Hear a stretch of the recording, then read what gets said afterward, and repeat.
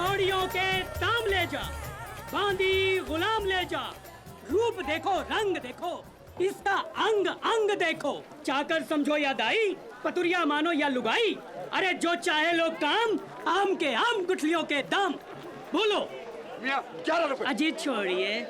15 रुपया। Slavery was abolished in Britain. Why does the company allow it here? Emily हैरान थी। गुलामों को खरीदने और बेचने की दास प्रथा इंग्लैंड में 100 साल पहले बंद कर दी गई थी, तो फिर कंपनी ने उसे हिंदुस्तान में क्यों जारी रखा है?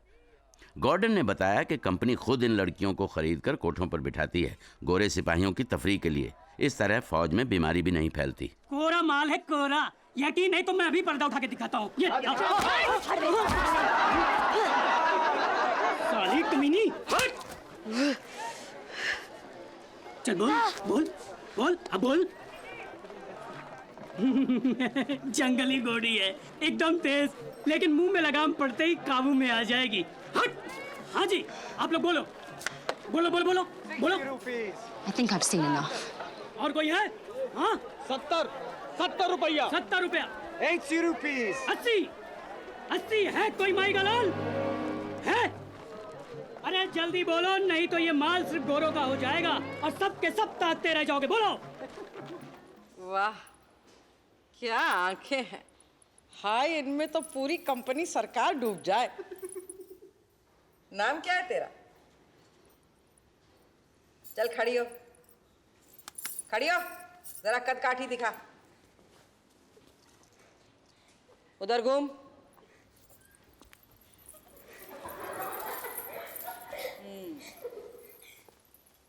अगाड़ी पिछाड़ी तो ठीक ठाक है। आए अल्लाह कसम बीबी, हीरा है हीरा। ठीक है, तो आज से इसका नाम हीरा हुआ, लेकिन अभी तराशने की जरूरत है। एक बात समझ ले लड़की, मेरा नाम भी लोल बीबी है। इस 4 दीवारी में मेरा हुक्म चलता है। तेरे जैसे कई हीरे जवाहरात मेरी जूतियों में जड़े रहते हैं, समझी? और एक बात जान ले, यहाँ पर सिर्फ गोरों को आने की इजाज़त है, तफरी के लिए। बहुत रियाज करना पड़ेगा, बहुत मेहनत करनी पड़ेगी। मर्दों को खुश करना आसान काम नहीं है, चाहे वो किसी भी रंग के हों। अल्लाह कसम ठीक कहा बीबी, मैंने तो सब रंग झेल लिए। साला हरामी।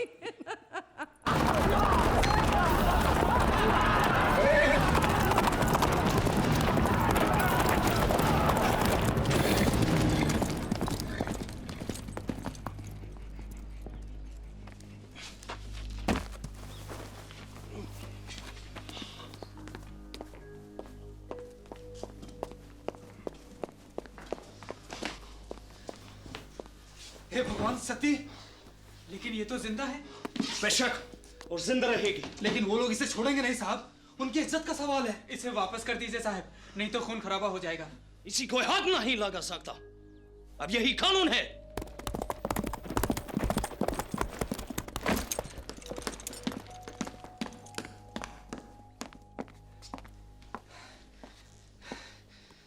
अब इसका क्या करें मंगल?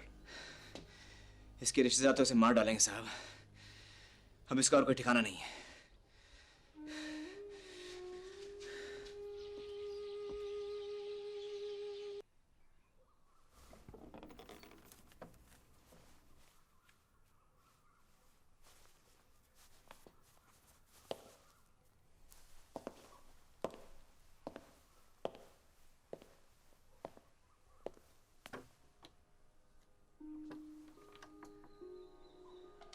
अब कैसे हो? नींद आई? तुम्हारा नाम क्या है?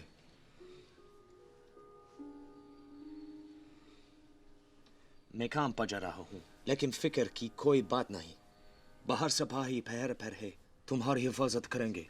लेकिन वो आएंगे जरूर। कौन? रिश्तेदार। मेरे पति बहुत बड़े जमींदार थे, 100 गांव के मालिक। मुझे अफसोस कि तुम्हारी पति गुजर गए। बच्चे हैं? नहीं, वो बहुत बूढ़े थे। ब्याह के वक्त साथ के ऊपर उनके तो बड़े बड़े बच्चे थे, बहुत बीमार रहते थे। साहब, गांव के सरपंच आपसे मिलने आए हैं। कह रहे हैं बहुत जरूरी है। तुम अंदर जाओ और घबराओ मत।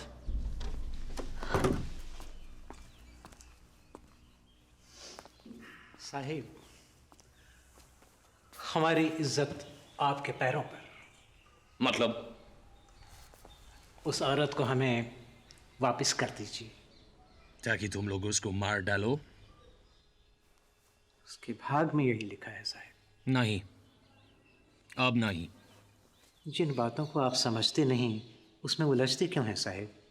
ये आपके लिए ठीक नहीं होगा। तुम ईस्ट इंडिया कंपनी के एक अफसर को धमकी दे रहे हो? अगर दोबारा छावनी में दिखाई दियो तो गोली से उड़ा दूंगा। Do you understand me? Get here.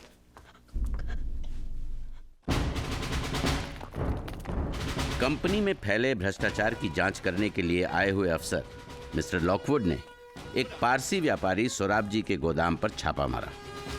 Search the place. There is no need for all that, sir. It is all legitimate.